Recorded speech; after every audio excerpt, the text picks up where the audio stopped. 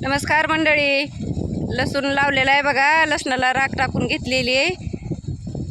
राख टाकण्याचा एक फायदा आहे बघा मंडळी, रान गारवा धरून राहतंय आणि रासायनिक खतापेक्षा आपलं राख टाकायची, पुन्हा गोमूत्र, जीवामृत जर नसलं तयार करणं होत तर गोमूत्र पण असं शिपडलं तरी चालतंय. बघा बघा मोटर चालू आहे. आम्ही तर दरवर्षी असं रासायनिक खत वापरतच नाहीत, राख टाकायची. आणि पहिलं आमच्या सासूबाई आई हे करायच्या, गोमूत्र शिपडायच्या वांग्याच्या झाडाला म्हणा, मिरच्याला म्हणा.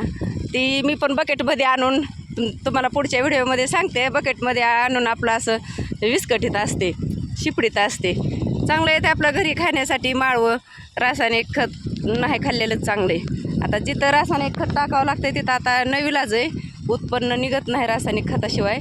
पण खाण्यापुरतं घरच्या घरी माळवं तरी असं बिना खताचं करीत जावा. आता आम्हाला चूल पेटवी नाही तर ती, त्यामुळं थोडी थोडी राख सासती. ती सासून आणून आताच टाकली बघा.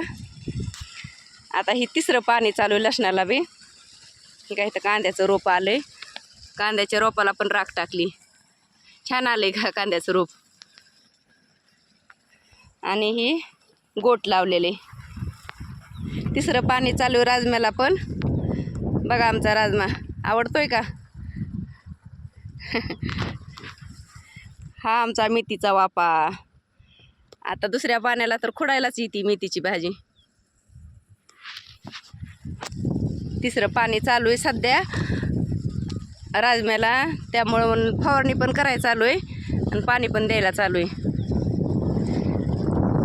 20 दिवसाच्या आत फवारणी झालीच पाहिजे बघा मंडळी राजम्याची. चांगलं आहे का. फवारण्याची काही गरज नव्हती, ह्याला विघ्न नाही काय नाही. पण जरा थोडी औषधं फवारली म्हणजे मग चांगला येईल, वाढ होईल जरा ह्याची. मस्त असा आलेला आहे पावटा. आता आमच्याकडं पावटा म्हणते त्यामुळं माझ्या तोंडात पावटाच येत आहे. बघत जा असे नवनवीन व्हिडिओ माझे. बघा बघा आला किडा मुंगी खाण्यासाठी. नागतोडं खातोय, पाण्याबरोबर कसं फिरतोय बघा. बघत जा असेच नवनवीन व्हिडिओ मंडळी. बघा तिकडं आमचे मालक फवारतेत.